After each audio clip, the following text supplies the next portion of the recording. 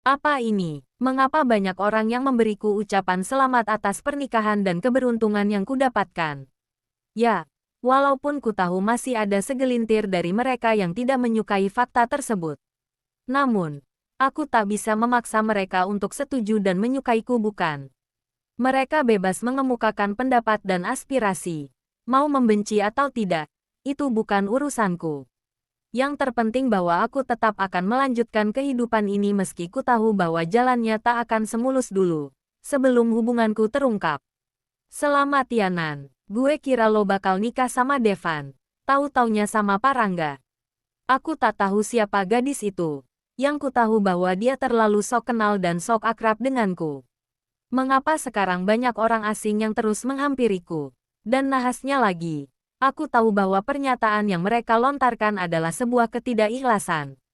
Oh ya Nan, kasih tahu dong, resep supaya bisa deket sama cowok-cowok most wanted. Lah, maksud lo, resep apaan coba? Gue nggak ada yang kayak gituan. Ya kali aja lo punya jampi-jampi. Nggak mungkin kan, cewek modelan kayak lo bisa gaet suami tampan seperti Parangga. Ditambah punya temen sekeren Devan. Aku melotot dan menganga. Tak menduga akan mendengarkan kalimat seperti ini. Apa menurut mereka, orang-orang yang tidak menyukaiku, aku begitu putus asa sampai harus menggunakan teknik murahan dan tak beradab seperti itu. Aku baru tahu bahwa kepribadian orang itu bervariasi dan tidak sesuai prediksi BMKG. Kukira hanya ada orang yang baik dan jahat di dunia ini.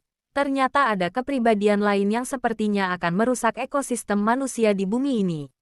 Sikap tak tahu diri dan terlalu percaya diri. Apa lo merasa bahwa lo lebih baik dari gue? Gue nggak tahu siapa lo. Lo asing bagi gue. Tapi kenapa malah berkata yang tidak-tidak? Kita nggak seakrab itu sampai harus membahas hal-hal yang bersifat pribadi. Kalau gue punya jampi-jampi, lo mau apa? Enak aja lo mau minta. Bayar dong. Nah kan, lo sekarang ngaku. Kampungan banget sih. Aku tertawa. Kampungan, lo kali yang kampungan, sok-sok deket. Padahal lagi berusaha untuk mencari kesalahan gue. Iya kan, netraku tak sengaja menatap salah satu buku yang ia bawa. Dan aku yakin bahwa dia juniorku. Untung saja di negara ini tak menerapkan sistem senioritas. Jika ya, sudah dipastikan dia akan berakhir dengan tragis. Sampai nuduh gue pakai jampi-jampi. Hanya orang yang berpikir kuno yang bakal nuduh kayak gitu. Jampi-jampi. Masih berlakukah? Kulihat gadis itu menatapku dengan sorot mata tajam. Rahangnya mengeras. Wajahnya menyiratkan sebuah kemarahan. Apalagi kali ini, dia seolah menyimpan dendam yang teramat dalam. Tanpa sepatah kata pun dia meninggalkanku begitu saja. Wah, kali ini aku semakin percaya bahwa zaman semakin berubah. Tak ada sikap sopan santun. Apa sekarang tak ada pendidikan karakter yang diajarkan di bangku sekolah? Bagaimana dengan etika dan budi pekerti? Apakah semuanya sudah lenyap termakan kecanggihan? Aku berjalan mondar-mandir di depan Mas Rangga. Tujuannya untuk menarik perhatian si lelaki yang tiba-tiba bersikap dingin padaku. Kamu kenapa Nan? Aku mendengus. Tidak bisakah dia melihatnya? Aku memegangi perutku. Ya sudah jelas jawabannya kalau perut ini mengalami kesakitan. Ini juga salahku. Sebab makan terlalu banyak. Ya. Mau bagaimana lagi? Makanannya begitu enak dan tak mungkin kuabaikan. Sayang rasanya jika aku harus mengabaikan makanan yang kutahu akan mubazir jika tidak dimakan. Perutku sakit Mas. Mungkin karena kekenyangan. Bukan, mungkin lagi. Tetapi memang iya. Oh, itu biasa terjadi. Oh, mengapa jawabannya begitu menjengkelkan? Ya, aku tahu bahwa dia kurang peka dan terkesan cuek. Tetapi bukankah beberapa hari yang lalu dia sedikit melunak? Hari ini dan kemarin, Mas Rangga tiba-tiba berubah. Dia menjadi pasif dan tidak responsif. Sebenarnya apa yang terjadi dengan manusia satu ini? Apa dia ingin kembali menjadi manusia kutub lagi? Mas, panggilku masih berusaha untuk tidak berteriak. Alisku kembali berkerut. Pria itu masih sibuk dengan ponselnya. Entah apa yang menarik di sana. Tetapi hal itu membuatku merasa tersingi. Ya, aku cemburu dengan benda pipi itu. Mas, teriakku membuatnya menoleh. Wah, aku memang harus berteriak terlebih dahulu agar perhatiannya tertuju padaku. Jarak kita tak jauh Nan. Mengapa kau berteriak seperti itu? Bisa tidak, kau merubah sedikit sikapmu yang kekanakan dan barbar itu? Aku mendesah frustrasi. 3 hari yang lalu dia mengatakan kalimat-kalimat romantis dan manis di depan banyak orang, membuatku yakin bahwa dia sudah pasti mencintaiku dengan sepenuh hati. Namun, menyadari sikapnya kali ini, membuatku sedikit bingung. Sekarang aku malah melihat sosok lain dari dirinya. Dia seperti orang yang berbeda. Apa Mas Rangga memiliki wanita lain? Apa mantannya kembali? Atau dia terjerat pesona janda pirang? Sudahlah. Aku akan mengawasinya lebih ketat lagi. Jika dugaanku benar, aku tak akan membiarkan Mas Rangga hidup dengan tenang.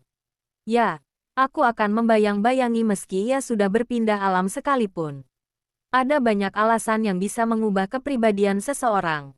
Mulai dari harta, tahta, dan tentu saja wanita. Mas Rangga sudah memiliki harta yang cukup, pekerjaan yang baik, dan wanita yang biasa saja. Apa karena hal tersebut, sehingga ia mulai acuh lagi padaku? Mas, apa aku ada salah? Cicitku lagi-lagi penasaran. Dia menoleh, menatapku sekilas, lalu kembali membuang pandangan. Apa kau merasa punya salah? Aku menggeleng cepat. Tidak, tegasku. Kalau begitu, ya kau tak perlu khawatir.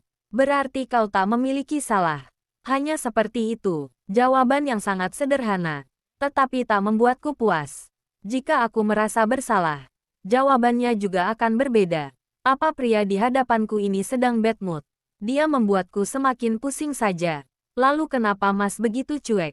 Mas berbeda dari biasanya. Apa sekarang Mas tak menyukaiku? Apa Mas bosan denganku? Dia terdiam. Hal itu semakin membuatku geram. Ponselnya masih saja menjadi hal yang begitu menarik. Wah, apa semua perkataanku benar? Aku tertawa canggung. Apa ucapan Mas 3 hari yang lalu hanya kebohongan semata? Hanya untuk membuat orang lain menganggap bahwa Mas itu adalah pria sempurna dan tanpa celah. Harusnya aku mengambil video dan menyebarkannya di grup kampus. Menuliskan bahwa orang yang mereka puja ternyata tak seindah bayangan mereka. Berhenti mengomel Nan. Aku pusing. Katanya lalu mengacak-ngacak rambut penuh frustrasi. Lah, ada apa dengannya?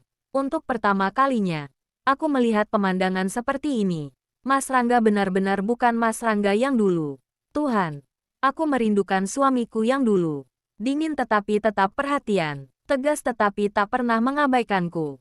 Aku lelah. Aku akan tidur duluan. Dia meninggalkanku sendiri. Bahkan tontonan di televisi tak membuat netraku tertarik lagi. Aku menatap punggungnya dengan tatapan nanar. Tak ada pelukan seperti biasanya. Tak ada ciuman di kening. Dan tak ada tanda-tanda kasih sayang yang ia berikan padaku. Cih, dasar pria tak berperasaan. Tak apa Kinan, dia hanya jenuh padamu hari ini. Mungkin besok dia akan kembali normal seperti biasanya. Ya, semoga saja. Aku bahkan tak pernah membayangkan tentang apa yang akan terjadi di rumah ini. Rumah yang selalu sepi dan terlihat tak ada kehidupan. Akhirnya bisa merasakan keramaian. Yang ku tahu hanya akan bertahan sejenak. Sepertinya Mas Rangga menyampingkan egonya demi merayakan ulang tahunku. Ku tatap lagi sosok pria yang duduk menyendiri di sudut ruangan. Tampak mengasingkan diri dari ketiga sahabatku. Aku tahu bahwa dia sedikit kurang nyaman dengan celetukan absurd dan keributan yang mereka ciptakan. Namun, berusaha bertahan agar aku tak kecewa. Gurat lelahnya tampak jelas dari tempatku duduk. Meski demikian ia masih sangat tampan. Mau bagaimana lagi? Dalam kondisi apapun, orang tampan akan tetap terlihat tampan. Meski pakaiannya lusuh seperti gembel sekalipun. Aku kembali menerawang. Mengingat awal pertemuan dengannya. Saat dijodohkan dengan Mbak Kinara. Sosoknya yang dingin membuatku sedikit canggung saat duduk di dekatnya. Ku tahu bahwa Mbak Kinara sangat menyukainya. Tetapi Mas Rangga malah menunjukkan sikap berbeda. Aku dan dia tak pernah berbincang sekalipun. Sampai Mbak Kinara menikah dengannya. Aku tetap bungkam. Aku tak pernah membuka pembicaraan. Karena ku tahu bahwa dia bukanlah orang yang mudah untuk diajak berkenalan. Siapa yang menyangka, orang yang dulunya sedingin es malah berubah sehangat matahari pagi. Ada rasa bangga saat menyadari bahwa aku bisa mencairkan bongkahan es yang selalu membatasi kami. Namun, ada rasa bersalah pula yang selalu menggerogoti hatiku. Aku merasa bersalah pada saudaraku sendiri, karena telah mengambil seseorang yang sangat ia cintai. Apa aku jahat? Akan tetapi, aku juga memulai ini dengan keadaan terpaksa. Seandainya orang tua tak memaksa, aku pun tak akan ingin masuk ke dalam hidup Mas Rangga. Tak ada yang tahu masa depan, bukan? Aku pun tak tahu bahwa hubungan kami akhirnya seperti ini. Kukira aku akan berakhir seperti Mbak Kinara. Tetapi Tuhan sepertinya memberiku nasib yang berbeda. Meski sampai sekarang masih banyak yang mengatakan bahwa aku merebut suami kakakku sendiri, atau bahkan mengatakan bahwa aku menikahi bekas kakak sendiri, semuanya sudah terasa biasa saja. Terlalu sering mendengar kalimat-kalimat itu membuatku kebal akan semuanya. Mas Rangga pun terus memberikan support agar aku tak terusik akan hal itu. Orang-orang hanya sibuk berspekulasi tanpa tahu apa yang terjadi. Mereka seolah asyik dengan pemberitaan yang mereka ciptakan tanpa ingin tahu bagaimana perasaan orang lain. Mereka tak peduli itu. Yang mereka peduli hanya bagaimana cara agar rumor yang mereka ciptakan berkembang pesat dan membuat korban dikucilkan. Rasa iri dan dengki adalah penyebab dari aksi mereka yang kurang terpuji. Maka dari itu, aku menguatkan diri dengan kalimat, mereka hanya iri padaku dan mereka ingin kehidupan yang sama sepertiku. Tetapi mereka tak mampu, maka dari itu orang-orang yang ingin menjatuhkanku hanya berani membuat rumor palsu agar aku terpuruk. Namun, sayang sekali, aku bukanlah gadis lemah yang akan terpuruk hanya karena rumor yang tak berdasar. Melamun ajanan, dari tadi dipanggil sama ayang malah nggak noleh. Aku mengangkat alis.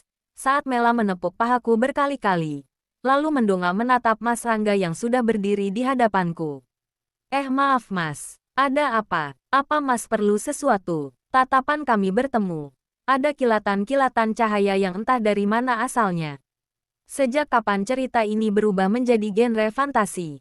Sepertinya kita harus pulang deh Nan.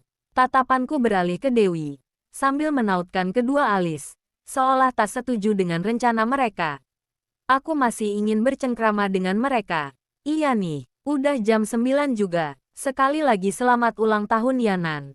Doa terbaik buat lo. Rara mengambil slickbagnya lalu ikut berdiri. Yap, doa terbaik buat lo. Semoga cepat dapat kabar baik. Ya, Mela mendekatiku dan berbisik. Gue berharap kehadiran ponakan yang lucu dan menggemaskan. Seketika aku menjauhkan tubuh. Ngaco lo Mel. Gadis itu memperlihatkan cengiran lalu mengedipkan sebelah mata. Nan, Pak Rangga, kami pamit dulu. Kepergian mereka sangat terasa berbeda. Rumah ini kembali ke settingan awal. Sunyi dan hampa. Lala sama, omanya Mas. Tanyaku sambil membereskan piring bekas dan sisa kue yang ada di meja.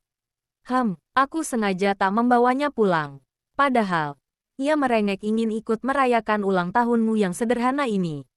Aku lebih suka yang sederhana, yang hanya dihadiri oleh orang terdekat saja, seperti teman-temanku. Jawabku tanpa menoleh padanya. Saat aku ingin mengangkat piring-piring tersebut, tangannya mencekal tanganku. Nan, ya Mas. Aku mendongak lalu segera membuang pandangan ke sembarang arah. Tatapan Mas Rangga begitu tajam dan membuat jantungku berdegup kencang. Padahal, kami sudah sering seperti ini.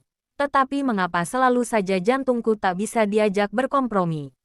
Pria itu menarik tanganku, sehingga posisi kami lebih dekat. Pupil mataku melebar menandakan keterkejutan ini. Tetapi aku tak berani menatap matanya. Kurasakan Mas Rangga mendekatkan wajahnya ke wajahku.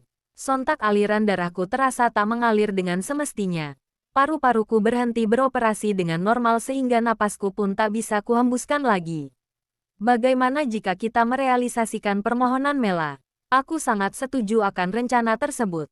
Mas, aku menjauhkan tubuh darinya. Lalu duduk meringkuk di sofa memeluk lutut sendiri. Lala masih sangat kecil. Aku pun belum menyelesaikan kuliahku. Cicitku melanjutkan. Ku dengar dengusan Mas Rangga. Ia menahan tawa. Apa ada yang lucu? Baiklah, aku akan menunggu sampai kau siap. Namun, asal kau tahu saja bahwa aku sudah siap untuk rencana ini. Tinggal menunggu kesiapanmu saja. Aku tercenung. Mencerna kalimat Mas Rangga. Apa dia kecewa padaku? Apa aku terlalu egois? Bukankah itu tugasku sebagai seorang istri? Membahagiakan suami. Akan tetapi, bukankah sangat dini? Jika aku memiliki anak di usia ini, aku takut tak bisa mengurusnya sendiri. Aku takut akan ikut menangis saat bayiku nanti menangis. Mas Rangga tak mungkin bisa ikut menjaganya 24 jam, sebab ia juga terlalu sibuk. Aku juga malu meminta bantuan keluarga. Pupil mataku melebar kala Mas Rangga duduk di sampingku dan memeluk tubuh mungil ini. Kau tak perlu memikirkannya. Apa yang kau katakan cukup masuk akal. Aku tak ingin pendidikanmu terganggu. Tak hamil saja kau tak bisa mendapat nilai tinggi dan skripsimu pun tak kunjung selesai. Apalagi saat hamil nanti. Mas, aku kesal. Suamiku malah membuat semangatku down. Ia terbahak, memperlihatkan deretan giginya yang tersusun rapi. Baiklah. Aku minta maaf. Ia semakin mengeratkan dekapannya. Aku menghormati pilihanmu, Nan. Kenapa begitu? Karena aku mencintaimu. Sangat mencintaimu. Aku tak ingin perkataanku tadi membuatmu bersedih dan tertekan. Terima kasih karena telah mencintaiku, Mas. Aku mendongak dan mengecup bibirnya singkat. Terima kasih karena telah sabar menghadapi sikapku yang kekanakan. Kuulangi lagi aksiku tadi. Terima kasih karena telah menghormati keputusanku. Aku juga mencintaimu, Mas. Aku tahu dalam sebuah pernikahan akan ada masalah yang datang silih berganti. Aku tahu akan ada badai yang akan menghantam kapal kami. Dan aku tahu ombak tinggi terus akan menerjang saat kami berada di tengah lautan.